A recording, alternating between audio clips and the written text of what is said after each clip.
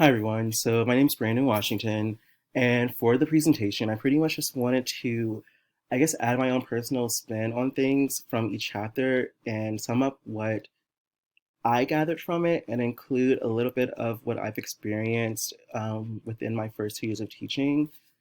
So let's get into it.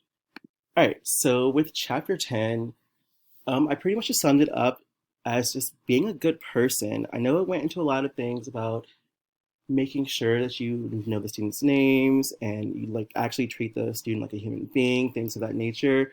So the thing that I really thought about when I was reading that chapter is a quote actually that I received in my senior seminar from undergrad and one of my cross-cultural awareness courses. It's by Junot Diaz, and it's if you want to make a human being a monster, deny them at the cultural level any reflection of themselves. That being said, one of my main things with teaching a foreign language is making sure that students are open-minded and that we all accept each other for whom we are. Um, so that's, pretty much just making sure that we are actually taking the time to get to know students, and that includes actually pronouncing their name correctly. One of the things that I experienced in high school was pretty much a student that I had in class whose name was Jorge, and the students felt the need to call him George, but I actually took the time to pause and let students know, by calling him George, you're pretty much erasing his culture. You are denying him that fundamental right that he has to be himself and to actually celebrate and embrace his own identity and culture.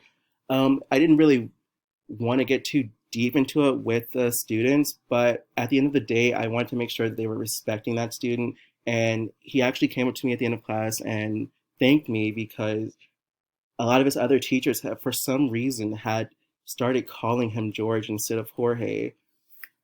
And along with that, it's just, being respectful and kind to people. If you put out that positivity and you radiate that light, I feel like that pretty much sets the ambiance for the entire class, and hopefully they return it.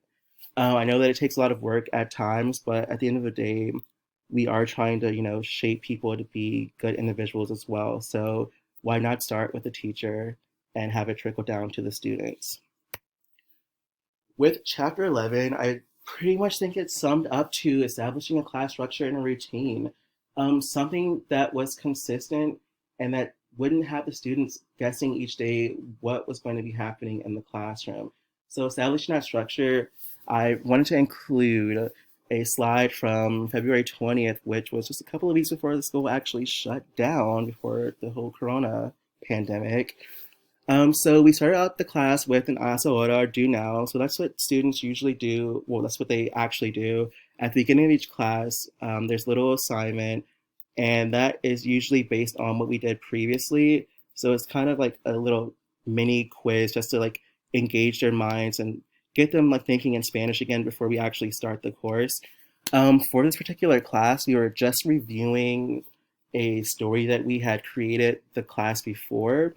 So we went into a little fill in the blank activity with El Amigo Simpático.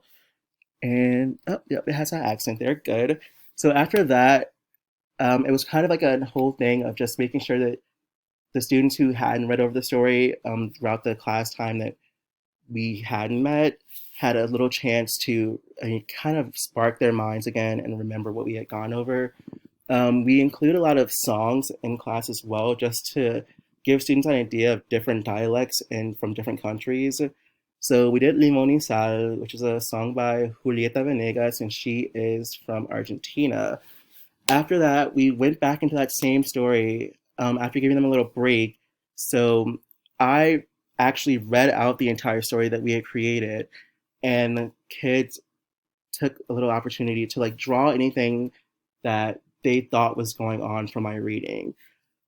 From those drawings, they actually got into small groups and used those drawings to tell that story to their peers in little groups in increments of 30 seconds, 45 seconds, and a minute. And just to pretty much see exactly if they could remember what was being said and actually have time to practice their speaking as well. After that, we just did a little summary, a resume of everything we did. And at the end of that, I wanted to give the kids a little bit of time to, I guess, use or express their creativity. So we did actual writings in little groups based on the same target structures that we were going over for El Amigo Simpático. They were actually able to create their own stories. It just had to use that same structure of the story that we had already done, just so they could actually reinforce that and get it into their minds. And at the end of class, if there was time, those students actually were able to present their own unique individual stories. All right. And going into chapter 12, my whole summary of that was just stay ready so you don't have to get ready. It's all about being prepared, being organized, having a set location for things within your classroom, whether that be homework trays, a spot in the class where students can go if they were absent and see any work that they missed.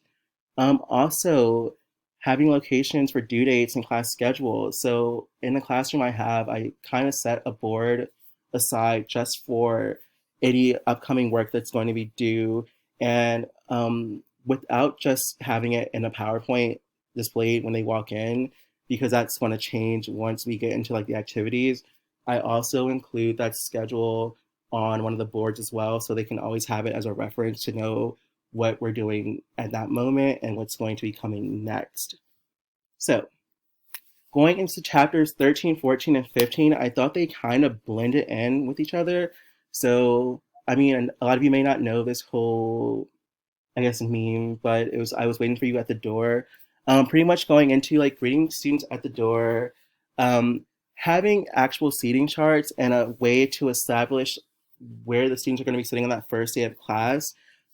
For that, I actually utilized a little colored coordinated, I guess papelito is what I called it. It's like a little piece of paper pretty much that had different objects on it, whether it was like a monster, dinosaur, ninja, and these things were in Spanish. So honestly, on the first day of school, I wanted to be able to have students instantly being exposed to the Spanish language.